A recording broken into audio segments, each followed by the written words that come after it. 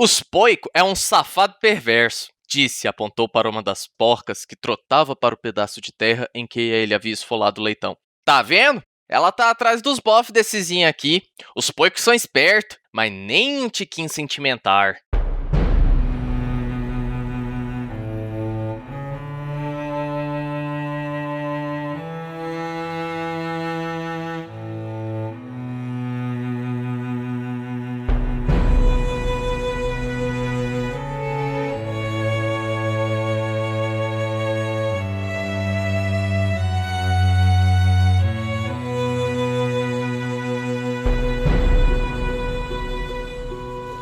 Oi pessoal, vocês estão ouvindo o 29º episódio dos Quatro Cantos, o nosso podcast de releitura da Crônica do Matador do Rei, do Patrick Rothfuss. No episódio de hoje, que se chama Poico, a gente vai comentar o capítulo 73 do Nome do Vento. Eu sou o Arthur Maia e estão aqui comigo a Rayane Molinário. Oi gente, tudo bem? O Eric Alves. E aí pessoal, tudo bem com vocês? A Júlia Neves. Oi pessoal, tudo bom? E o emocionadíssimo Bruno Amorim. Poico! Ele tava esperando. Meu Deus do céu. Bom dia, boa tarde, boa noite, pessoal. Gente, se meu microfone tiver eco, não é do microfone, é do Bruno gritando aqui no WhatsApp, entendeu? Bom, Nossa, tão perdido. Muita emoção, Arthur, foi muita emoção. Foi. São os Poico, cara. Muito tempo de espera, né, pra esse episódio. Né, esse episódio... Cara, eu tô de espera desse episódio. Tem fácil desde que a gente começou a gravar. O nosso apoiador, o César, disse que ele tem 2 episódios que ele quer ouvir, que é o do Ktei e o dos Poico. Então, chegou. Chegamos em um deles. E, além disso, esse nosso episódio marca os 80% do livro. Então, a gente tá bem no finzinho agora. Logo, logo, estamos no Temor do Sábio. Já, né? Passou rápido até. Eles crescem tão rápido. Passa rapidinho. Eles crescem tão rápido. Então, aproveitando que a gente tá aí em clima de eles crescem tão rápido, a gente queria lembrar que agora vocês também podem nos apoiar no Catarse, né, o nosso sistema de financiamento coletivo, e vocês podem apoiar com o valor que for conveniente pra vocês. Dependendo, vocês vão receber brindes diferentes, participar do sorteio, grupo no Telegram. A gente jogou Among Us com os nossos apoiadores semana passada, foi divertidíssimo. Eu fiz a minha irmã de 6 anos mentir. É muito sério, né, o jogo. Não é só uma brincadeirinha. Não. Eles super ficaram me julgando depois, mas assim, ela mente por ela mesma, eu só canalizei. É só direcionou, né? Pra alguma coisa boa, né? No caso, eu não ser excluído. Enfim, a gente queria agradecer a todos os nossos apoiadores que jogam com a gente, que participam lá do grupo do Telegram, etc. Então, muito obrigado aí, Vinícius Silva, Érica Barbosa, Renan Rebeck, Ramon Fernandes, Felipe Vidal, César Catizani, Daphne Mendes, Newton Capistrano, Mariana Ferreira, Tairan Rabelo, Lucas Queiroz Pinto, Bruno Kelton, Alessandra Petian, Ramon Fernandes, Josiane Zambon, Pedro Rodrigues e Tainá Bustamante. Então, muito obrigado pelo apoio de vocês aí, pessoal. A gente tá muito contente com o apoio, também com os comentários, etc. Bom, vamos lá que a gente tem muita coisa e a gente já falou muita coisa só na abertura, né? Poico!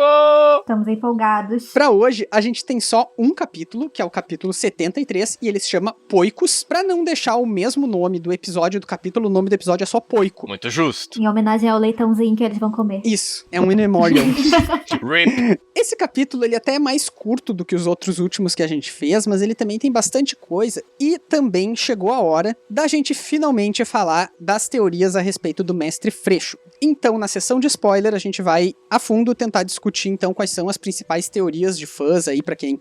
enfim, a maioria de vocês talvez já deva conhecer, alguns não, a gente vai tentar destrinchar um pouquinho essas coisas. Mas vamos começar pelo começo, né? A gente entra nesse capítulo aqui, logo depois daquela cena do capítulo anterior, do Kvof e da Dena comendo uma maçã, né? E daí eles terminam a maçã e tal, e aí eles vão continuar a busca deles, né? Até que eles escutam um barulho. E aí o Kvof diz pra Dena, tá, fica aí que eu vou lá ver o que é. E ela diz não, porque foi exatamente isso que o Mestre Freixo me falou ontem, antes dele sumir, eu nunca mais ver ele. Então ela decide que ela não vai ser deixada pra trás. O Kvof suspeita não, ele tem certeza no momento que é um javali, né, um porco do mato, uma coisa selvagem. E por um lado ele fica aliviado, porque pelo menos não é o Chandriano. Por outro lado, é um javali, o que, né?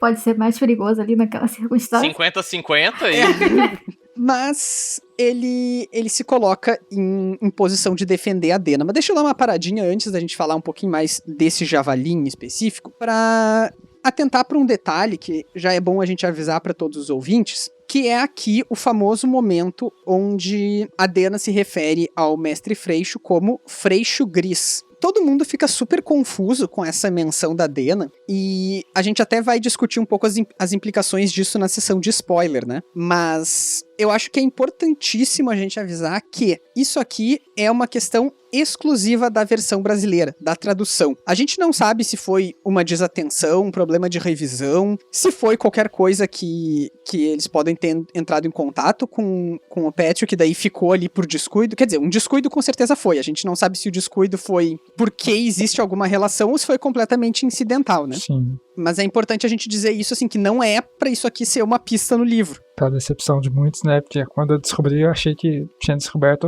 a roda.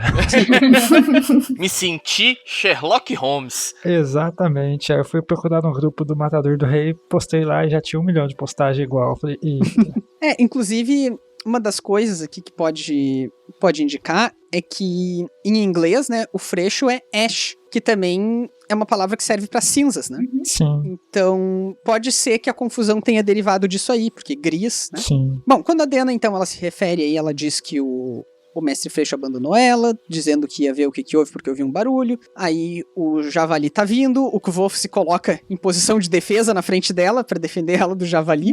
Me pensei em Yu-Gi-Oh! Agora. Coloco esta carta em modo de defesa. No caso ele tava com uma faquinha, né? Isso. É, uma faquinha. Segurando que nem uma batata a faca, coitado. E a Dena depois dá uma lição dele. Inclusive, é ela que diz, né, olha, eu acho que ele não é muito perigoso, hein? E aí é quando o Kvolf percebe que realmente isso aqui não é um javali, né? Isso aqui é um porco do mato. Porquinho. Um poico. Foi. E aí ele fica super constrangido Tadinho, gente. por ter se colocado nessa posição de super corajoso que vai defender a Dena do porco. Mas ela, além de achar engraçadinha a situação, ela também gosta, né? Ela diz que ela fica lisonjeada e ela insiste um pouco nisso, dizendo que ela não se lembra quando é que alguém realmente se... Protegeu ela, eu acho. Protegeu ela, exatamente. Protegeu ela de uma maneira espontânea, assim, né? Sim. Ela fala que, assim, tipo, ela tá acostumada a essas defesas muito elaboradas, né? De forma de chamar atenção pra si mesma, né? Que a pessoa quer se chamar atenção, mas não desse jeito, assim, instintivo. Ela fala que é tipo antes, porque eu tô na taberna, não sei o que, vem o bêbado querer a minha defesa, não sei o que. Não é, tipo, instantâneo, assim, instintivo. Isso. E ela, inclusive, além de se sentir lisonjeada, como a Julia já tinha antecipado, ela vai lá e corrige o Kvolf, né? Diz, não é assim que se segura uma faca, tu vai cortar o teu dedo. Presta atenção, moleque, não é assim. Você quer proteger uma mulher? Aprende primeiro. É tipo isso. E eu acho bacana isso, porque lá no início do livro a gente viu o Kvolf super lutando, né? A gente sabe que tem uma espada na hospedaria e tal, mas isso é um processo gradual, né? E ele, aqui, esse Kvolf do passado que a gente tá lendo não faz a menor ideia de como se defender, né? Claro, ele sobreviveu a Tarbin, mas não com habilidade com armas brancas, né? Nem com habilidade de luta, nem nada assim. Ele sobreviveu na resiliência mesmo. O foco dele é só sobreviver. Só sobreviveu. Ele se mantém vivo até dar uma solução espontânea. A Dena, então, além de o Kvolf descobrir que ela sabe mexer com faca, né? Ela também revela que ela sempre carrega uma faca. Tem até aquela frase ótima que diz: é óbvio que uma mulher que anda por aí usando facas está procurando encrenca, mas a mulher armada com uma faca está pronta para enfrentar encrencas. Em geral, é mais fácil parecer inofensiva. O que ela coloca aqui é que, muito embora as pessoas vão julgar ela e muitas vezes até vão colocar ela em risco se ela andar por aí mostrando pra todo mundo, né, que olha só, eu tenho uma faca que sou muito perigosa, o fato de que ainda assim ela tá em risco constante, né, então é sempre bom ela tá pronta pra esse tipo de situação. Pra se proteger. E ele até pergunta pra ela, tipo assim, mas você já brigou muitas vezes de faca? E aí ela fala assim, não tantas quanto você poderia supor, né, mas tem que estar preparada. Isso aí já é mais uma construção da personagem da Dena também, que a gente vê a Dena muito com outros olhos, né, e não, aqui ela se mostra que ela se protege sozinha, sabe, ela precisa de ninguém. Ela tem que saber, né, se proteger. Ela tem que saber se proteger, até porque a situação dela, ela tem que saber se proteger mesmo, sabe? E essa faca dela parece mais um punhal, né? É tipo um estilete, né? Mais focado na ponta do que na lâmina em si. Sim.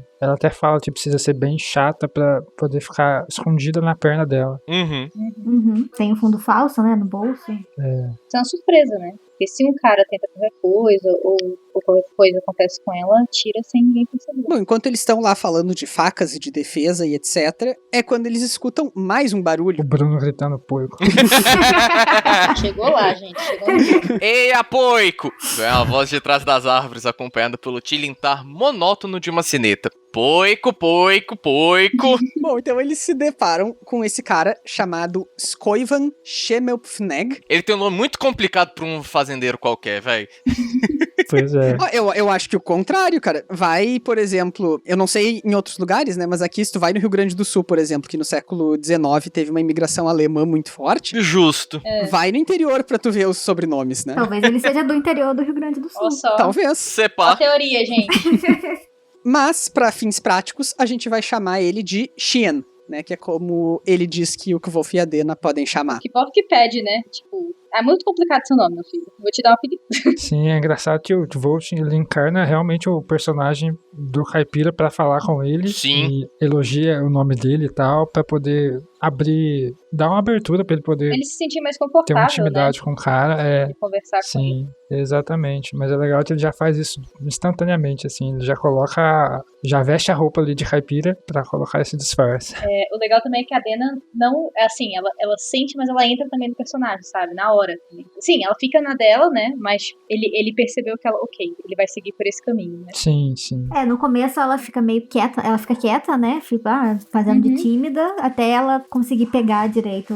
Mas eu digo assim, ela não mostrou no rosto dela, sabe? Tipo, não olhou assim pra ele, tipo, oi, do que você tá falando? Ela entrou no jogo na hora. Ela entrou no jogo, sabe? Ela, É. ok, é esse caminho que ele vai tomar. Eu ainda não sou muito familiarizada. Entrou fácil no personagem. Eu não sou familiarizada com esse dialeto, né? Vamos botar assim. Mas ele tá nesse jogo, eu vou seguir com ele. A gente agora somos primos. Então ela não faz nenhuma cara, ela não tem uma reação, tipo, exagerada, sabe? Ela entra na dele, o que é bem legal. Essa questão do sotaque também tem uma coisa que eu acho interessante. A gente já falou várias vezes sobre sotaques e sobre essa grafia diferente pra fala popular e tal. Não vou me repetir nisso. Mas tem uma outra coisa que eu tava pensando relacionada. Que o Kvo fala que a mãe dele se referia de uma maneira específica a esse sotaque, né? Só que eles eram itinerantes que viajavam por vários lugares, né? Não só aqui. E uma coisa que eu tô me perguntando é, será que então em todo lugar, pelo menos em todo lugar que a trupe do Kvof viajou, esse sotaque interiorano era igual? Porque É o que parece. se a gente for pensar no mundo real, tu vai em duas cidades um pouco mais isoladas, mas que não são tão distantes, e elas já têm sotaques diferentes, né? Sim. Sim. Às vezes tem sotaque de bairro. Sim, eu imagino que não seja igual, porque o que ele fez ali foi simplesmente emular o que o rapaz já estava fazendo, mas tomando cuidado de prestar atenção no que geralmente varia desses sotaques. Tipo, ele tem mais ou menos a matriz na cabeça dele, mas simula os detalhes, assim, as particularidades do rapaz. Não acho que seja uniforme para todas as cidades pequenas. Eu também não acho que seja, mas a maneira como o Kvo fala me faz parecer que é. Eu acho que ela tem uma base. Então, Uma exatamente. base que é igual em todo lugar, assim, e cada localidade, cada ponto específico, assim, ele vai ter as suas devidas peculiaridades. É exatamente o que você falou, tipo, a gente compara bairros em si, eles têm seus sotaques, até as suas gírias. Eu acho que aqui é um pouco disso, tipo, mas se você pegar no geral, a língua vai estar sendo falada a mesma. São nuances que vão fazer vão caracterizar essa diferença entre eles. Pois é, mas olha só, se tu for, eu vou ficar dando exemplos sulitos aqui, porque É a sua realidade. é Local de fala. um lugar de fala, isso mesmo. Mas assim, quando era menor, eu ia sempre no verão pra Santa Catarina, né? E Santa Catarina é super perto. Sim. E o que mudava justamente era a base, no sentido de que o idioma era o mesmo, tudo bem, mas a escolha dos fonemas era diferente, entende? Tu pode falar a mesma palavra Sim. De maneiras que o sotaque é completamente diferente. E aqui o Kvolf tá justamente emulando o sotaque. E me parece que ele não faz distinção. Quando ele vai, por exemplo, em Atur, ou quando ele vai em Vintas, ou qualquer lugar que foi, o sotaque deveria ser completamente diferente, porque a língua foi unificando aos poucos. Então eles já tinham uma base, e aí eles receberam palavras novas pra usar a partir dos fonemas que eles já tinham, entendeu? Veio primeiro o sotaque, não a língua comum. Não, ok, faz sentido, mas ao mesmo tempo, pelo fato de ser uma mídia escrita que a gente tá entrando em contato, eu acho que é mais difícil de você simular exatamente essa parte fonética, assim. Então, Sim. eu acho que por isso que, tipo, digamos assim, por exemplo, o poico mesmo. A gente fala poico, mas nada garante que o Shen pudesse estar falando poico. Uhum. Então, tipo, ele tá falando de um jeito, o Kvoth estaria puxando de outro, e acabaria ficando meio que nisso. Sim, acho que o que o Bruno tá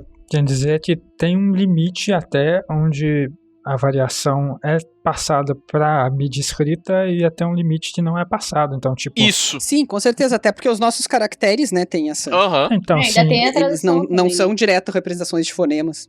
tipo, ao redor ali tem várias diferenças, mas não chega ao ponto de ser tão distinto para ele ter que fazer essa diferença na mídia escrita, ao ponto que agora fica tão diferente que aí ela tem que fazer essa adaptação. Mas eu não acho que seja, igual você falou, que muda a base, eu acho que é mais, tipo, tem sotaques regionais e aí cada vez você vai diminuindo essa porção de gente, assim, indo para cidades e vilarejos, e aí vão surgindo outras variações, e aí são nessas variações que tá acontecendo aqui agora. Mas daí a gente teria que assumir que existe só um idioma matriz, o que eu não acho que seja o caso em Temerant. Não, sim, mas tem um idioma... Porque o lugar é grande o suficiente e as pessoas têm tons de pele diferentes, entendeu? Então com certeza tiveram, Não, claro, elas surgiram claro. de mais lugares. Sim, mas eu tô falando dessa região aqui, da universidade e tal. Por exemplo... Ah não, na região sim.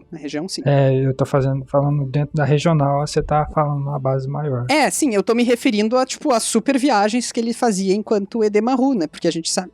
Tipo, eu entendo essa parte do Arthur, que se você for pegar o que se fala no sul, em Porto Alegre, por exemplo, e o que se fala em Manaus, são duas coisas muito distintas, mas... O sotaque é diferente, tudo é diferente. O sotaque vai ser completamente diferente e tal, só que eu acho que vai ter uma certa base, eu acho que... Sim. Vai ser isso, vai ser essa certa base que vai se manter e que você consegue adaptar certas coisas que exatamente a mídia física, a mídia escrita não vai conseguir passar tanto assim essas diferenças. Eu acho que seria muito disso. Eu concordo contigo que tem uma limitação da escrita aqui. O que me incomoda um pouco é que foi uma escolha consciente do Patrick de oralizar isso aqui, né? Ele, nessa parte do Shen aqui, ele faz uma escolha de, não, eu quero mostrar como é diferente através da escrita. E daí, talvez... tenha sido uma escolha pouco segura da parte dele, sabe? Ele não mediu bem até onde ele podia ir a partir da proposta que ele fez a si mesmo. Mas tá, falei demais sobre isso. Eu acho a questão maior... Peguei uma coisa muito pequena e fui muito longe, mas... Exatamente, mas é porque olhando esses detalhes a gente consegue descobrir mais sobre a criação de um mundo que ele não mostra, que fica só ali figurativamente no livro. Mas acho que a questão maior é qual é a escala do mapa, porque se você falar das viagens dele, isso depende muito do tamanho do mapa ali, para saber o tamanho das viagens, para saber a distância que ele passava, para poder saber essa variação. Se o mapa... Eu acho que um dos melhores indicativos que a gente tem é de que Annilyn leva 11 dias de Imri. E a partir daí, daria pra fazer as contas, que eu não vou fazer porque... exatamente. Mas acho que é um dos pontos a ser levado em consideração, porque aí a distância vai influenciar muito também no contato entre esses vilarejos e aí na variação linguística. Com certeza. Mas vamos seguir, senão a gente fica aqui só nisso. E a gente tem coisa pra hoje. Exatamente. Larissa já tá querendo matar nós. Bom, conversando então com o Shen, né, o Kvoth vai justamente usando desse personagem que ele criou pra ir manipulando pra que o Shen fale coisas que eles querem saber, né, que o Kvoth e a Dena querem saber. E o que eles eventualmente descobrem é que o Shen viu fogo azul 2 dias atrás, o que já é uma coisa diferente do que eles estavam só supondo, de que só teria havido fogo azul na noite anterior, né? E eles também descobrem, a partir do relato do Shen, que os Mothin estavam construindo uma casa em Mortzumo, e que eles encontraram ossos cavando, né? É isso? Porque eu sempre entendo meio errado isso. Mas é isso, né? Acho que sim. Eles estavam construindo a casa lá, né? Onde eles construíram. Não lembro se é no Mortzumo ou se é depois. Se é um pouco depois. Mas eu acho que eles pegaram as pedras. É em Mortzumo. A casa é em Mortzumo. Eu acho que eles cavaram. Quando eles estavam cavando, eles acharam acharam pedras e aí começram a usar pra fazer a casa. E eles acharam uma outra coisa também. Porque ele fala de ossos aqui. Eu não lembro exatamente dos ossos, mas eu lembro que ele fala... Gente, eu li esse capítulo hoje, né? Pra vocês verem. A memória já não tá funcionando aqui. Mas enfim, ele fala que eles acharam também alguma coisa, né? E tipo, ia ser o que eles iam mostrar lá no casamento. Uma coisa muito misteriosa, que eles não acharam ninguém sabia o que era. Ele fala que, mas se você tá cavando as fundações e acha osso e outros trastes desse tipo, e mesmo assim não para, aí já é burrice de se fazer, ó. E eu concordo. Eu também. Exatamente. Só corre, mano. Só vaza. Não dá pra confiar em latifundiário. Gatilho. Tem um errinho aqui de... eu não notei a página, mas tem uma hora que em vez de Tumo, tá digitado Tumlo. Sim. Eu não tô achando aqui, mas enfim, fica aí registrado também que é só um errinho de digitação mesmo. Também não tem nenhuma teoria que eu saiba derivada disso aí. E uma outra coisa que me chama a atenção aqui é como mesmo esse cara que vive super isolado, ele ainda assim destila um pouquinho de preconceito com Edemaru, né? Sim. O Kvof começa a provocar ele, tentando, tipo, não acredito, tu tá me enganando e tal. E aí ele diz, eu não sou nenhum Ru mentiroso pra ficar inventando história pra ganhar dinheiro, uma coisa assim que ele fala. Então... Isso dá gatilho nele. Você vê, o bicho não mexe com o Ru não, fião. Até que ele mantém bem, né, o personagem. Quando você lê a primeira vez assim, você fala assim, tipo, véi... Vai dar ruim. Tu te aquieta. E ele nem reage muito, né? Aqui ele mantém o sangue frio. Tava focado. Tava muito dentro do personagem, capaz até dele xingá-lo também. Tá, mas eu acho, na verdade, é o contraste. Quanto mais do interior é a cultura, mais preconceituosa ela é. Eu acho isso também. Então acho que faz bem mais sentido. Na visão do Kvof, sim.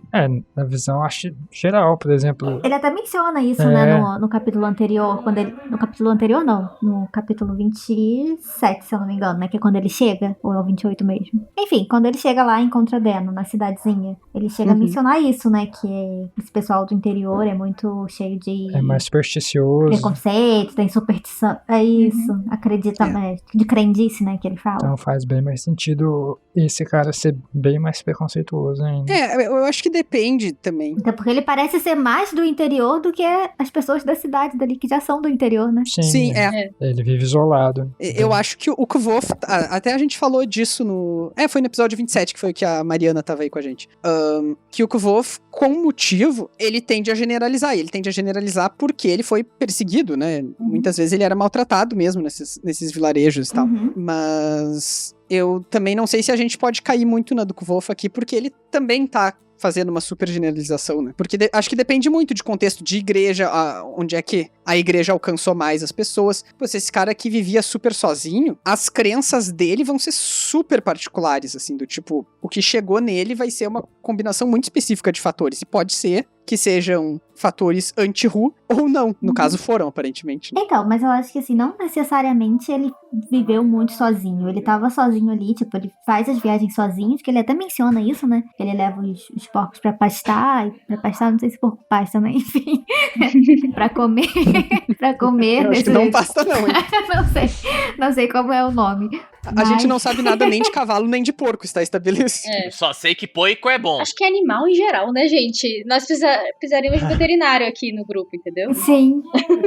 Se algum veterinário souber, então... Assim, não sei. Por favor, mande. Ele leva os porquinhos lá pra comer, né? Porque ele diz que o matinho de lá é bom pra eles. Então eu acho que assim, é uma viagem que ele faz uma vez no ano, 2 vezes, não sei. Mas ele é provavelmente de um outro lugar mais no interior. Então, assim, não necessariamente ele é uma pessoa sozinha que vive isolada. O Kvof diz assim, mamãe costumava referir-se a ele como o sotaque das profundezas do vale, uma vez que só era encontrado em vilarejos sem muito contato com o mundo externo. Claro, eu exagerei, então, falando sozinho, mas assim, ele com certeza tem um círculo de convivência bem pequeno. Bem pequeno. Nem mesmo em cidadezinhas rurais como Trebon as pessoas tinham muito sotaque nessa época. Então, mas aí assim, vamos supor, ele tá lá, essa cidadezinha, um vilarejozinho muito isolado. Mas se esse vilarejozinho muito isolado tiver tido um contato com, não sei, uma fundação religiosa de lá, né, os sacerdotes de Tel e tudo mais, eles têm a tendência a ser mais ainda preconceituosos do que uma sociedade que tem um contato maior, uma cidade, né, no caso. Total.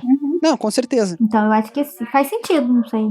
Faz sentido. Eu só acho que esse tipo de preconceito existe na universidade também, existe em vários lugares também, e o Kvof, ele sempre bate na tecla de que, interior preconceituoso, eles são tudo meio burro. Ele também sabe? é, né? Eu acho que existe essa arrogância da parte dele.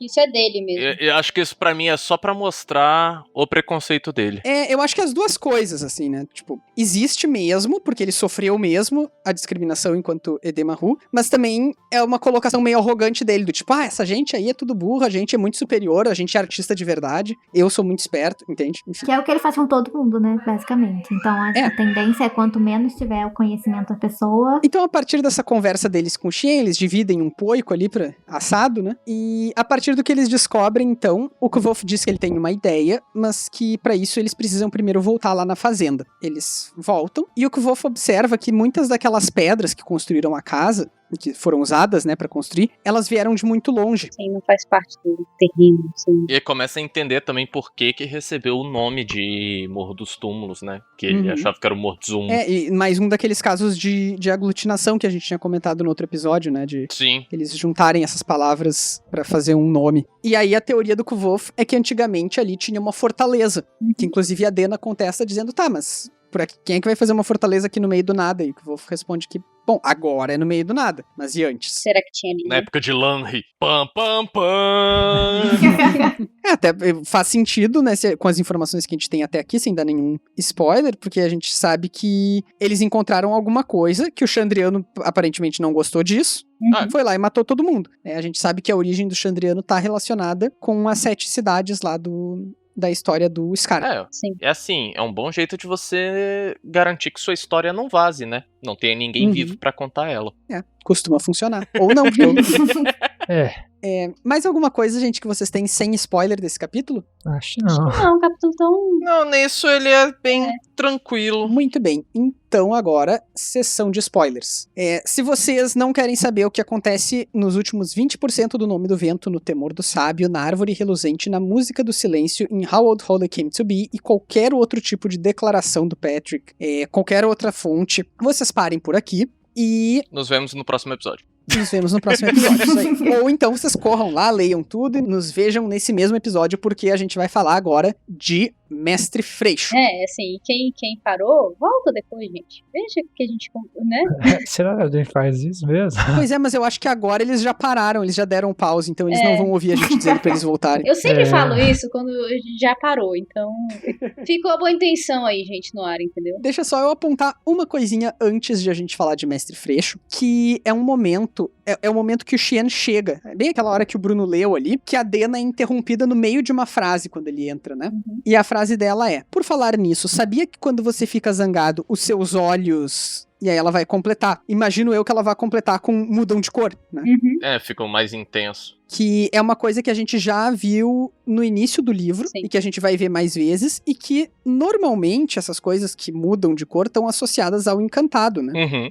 Sim. Só que aqui o Kvof ainda nem teve lá. O que faz eu me perguntar se também pode existir algum tipo de... No sangue dele, alguma coisa assim? No sangue, Alguma parte do sangue dele, dos Likeless, talvez, do caos. Pode ser, né? Até porque, vamos combinar que o Kvof não é normal, né? Então, assim, não me surpreenderia. Ele é que nem aquele teu parente, que ele é meio esquisito mesmo. Ele é esquisito mesmo. Esquisitinho assim, mas a gente anda com ele. A gente anda com ele, assim, mas ele é. E isso foi referência a uma história que a Julia contou antes do episódio, tá? Antes do episódio, gente, um amigo meu, que o irmão chamou outro e falou assim, ele é esquisito mesmo, e o menino tava dando excelente choque, história, então... excelente. A irmã perguntou assim, mas ele não tá esquisito ali? Aí o outro irmão falou, ele é assim mesmo. E continuou, e o moleque tava levando choque, sabe? Coitado. Coitado, bichinho, quase morreu. Morri, mas passo bem. Muito bem, então agora a gente vai falar de Mestre Freixo. Estamos todos fechados com Freixo agora pra esse final de episódio. Bom, vamos começar pelo basicão, né? Pelo mais popular. É fruto de especulação há muito tempo a identidade do Mestre Freixo. Por que que ele é tão recluso? Por que que ele é tão reservado? Por que que ele escolheu a Dena? Por que que, coincidentemente, ele e ela estavam lá nesse ataque do Chandriano? Depois ele ainda vai ajudar ela a escrever uma música sobre Lanry. Então tem vários mistérios que rondam essa figura. É claro que ele super pode ser um personagem que a gente não conheça, né? Alguma coisa que, enfim, venha de outro lugar aí. Mas existem especulações bem consistentes sobre a identidade dele. E a principal delas está muito fundamentada nas informações que o Ktê dá pro Kvof lá no Temor do Sábio. Sim. Somadas com algumas outras informações que a Dena dá pra ele. Então vamos lá. E até com coisas que a gente vai percebendo. Uhum. Se vocês não forem burros que nem eu, porque eu não percebi quando li. Mas vamos lá. Algumas coisas que a gente vai descobrindo tanto da Dena quanto do Ktê. Ele usa bengala. Ele é um cara mais ou menos de meia idade, né? Sim. Ele dança, ele entende o mundo como um jogo, ele tem cabelos grisalhos, como eu tinha falado, ele é meio de meia idade. Segundo a Dena, ele tem negócios com o Maer, se referindo lá ao Maer Leland Alveron, né, na corte de Severin, pra onde o Kvof vai no Temor do Sábio. Bom, como eu falei, ele ajuda a Dena a fazer essa canção pró-Lanry, né, que é uma versão completamente diferente da versão do Scarpe. Provavelmente da que o pai dele tava escrevendo. Com certeza. Isso é fake news. Fake news. E agora a gente vai ser processado. Êêê! Processo, então. Bom, então a gente tem todas essas informações e aí a gente vai cortando nossos suspeitos, né? Segundo a Dena, ele tem negócios com o Maer, então essa pessoa tá com certeza relacionada lá com o Alveron. A gente tem poucos personagens, né, que aparecem lá. A gente tem o Stapes, que é o melhor amigo e assistente do Alveron, né? Não necessariamente a gente diria que ele tem negócios, ele tem uma amizade muito forte lá mesmo. E ele não tem cabelo grisalho. Então eu acho que o Stapes tá fora.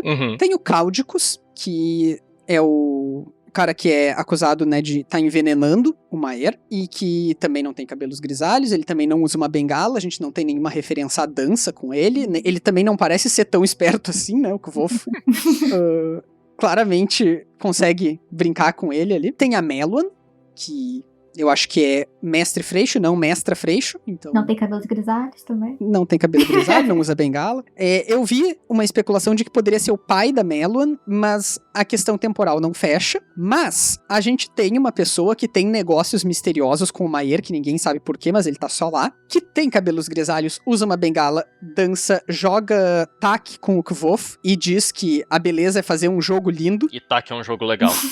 Tac é um jogo bonito, inclusive.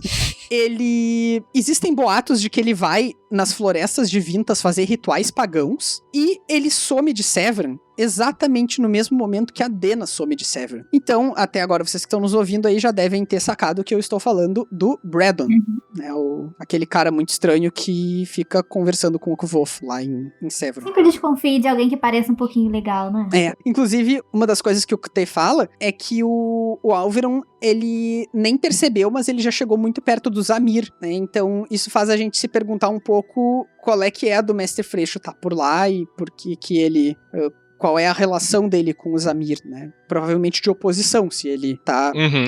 se o Chandriano tá fechado com o Freixo, provavelmente ele não gosta do Zamir. E a partir daí, tem gente que vai ainda mais longe. Não só Freixo é o Braddon, como eles dois têm uma relação realmente muito próxima com o Chandriano, que é ele ser, né, o Gris.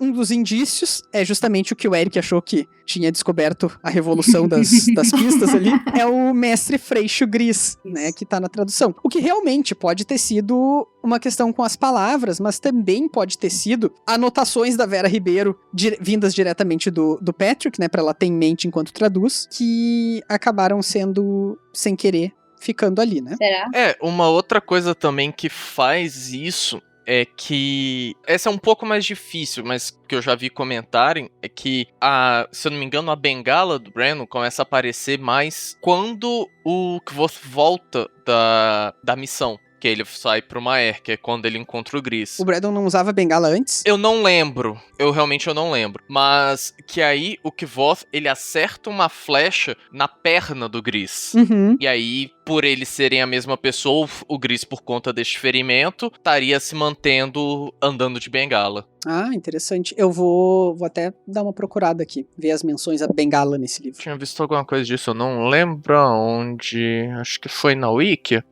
De cabeça eu não vou lembrar, vou ter que pesquisar também. Mas é bastante interessante isso mesmo, porque se for o caso, reforça bastante. Eu vou dizer o seguinte, eu não gosto dessa associação. Eu não vou gostar se o Braddon for também o Gris, provavelmente. Uhum. Porque aí fica com cara de mundo pequeno demais, sabe? Uhum. Do tipo, todo mundo é a mesma pessoa. Só tem 20 pessoas aqui. Mas...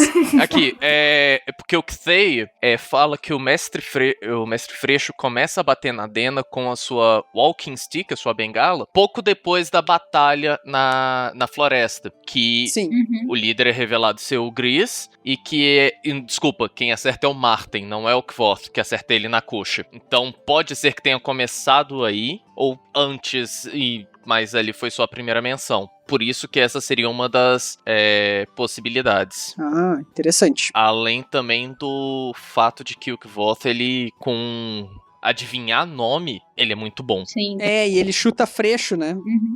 Que seria o Ash. Uhum. E essa daqui é muito legal. Falando que o nome adivinhar dele é muito bom. E as primeiras tentativas dele de dar um nome, ele chama Ferran, Forui e Fordale. Uhum. Que são similares ao nome verdadeiro do Gris, que é Ferula/Feruli. Sim, até formam. As sílabas formam. Se você fosse quebrar, cada uma delas formaria... Você Sim. pega a primeira de um, segunda de outro, terceira de outra, das 3 palavras que ele fala, juntando daria o Feruli, que é o nome do Gris. E eu tenho mais uma aqui, ó. Ferul, em alguma língua, é palmatória. É aquele negócio que tu bate nas pessoas canhotas, inclusive, que sofreram por gerações. Sim. Eu simpatizo, tá, gente? Eu ri só porque... Exatamente, arrepiei. Não, só eu e o Eric podemos rir, viu? Eu simpatizo com a causa de vocês. Obrigado. E tem uma hora que o Kthei tá dizendo pro Kvoth pra ele ficar perto do Maer, né? Que daí ele vai chegar até os Amir. E aí ele fala a seguinte frase em inglês. Stick by the mayor and he will lead you to their door. Então, stick by, que pode ser tipo, fique junto, stick by the mayor, também pode ser a palmatória, a ferula, aquele pedaço de pau, junto com o Maer. Então, Ferul está junto com o Maer, entendeu? Uhum. E daí, tipo, pode ser uma super forçação, mas logo depois... O Kthei fala o seguinte: eventualmente você vai entender a piada, eu garanto, você vai rir quando o tempo chegar. E aí a piada seria justamente esse trocadilho. Eu decidi pesquisar aqui sobre o Braddon. Falam que ele carrega um walking stick, uma bengala, mas não que ele anda com uma.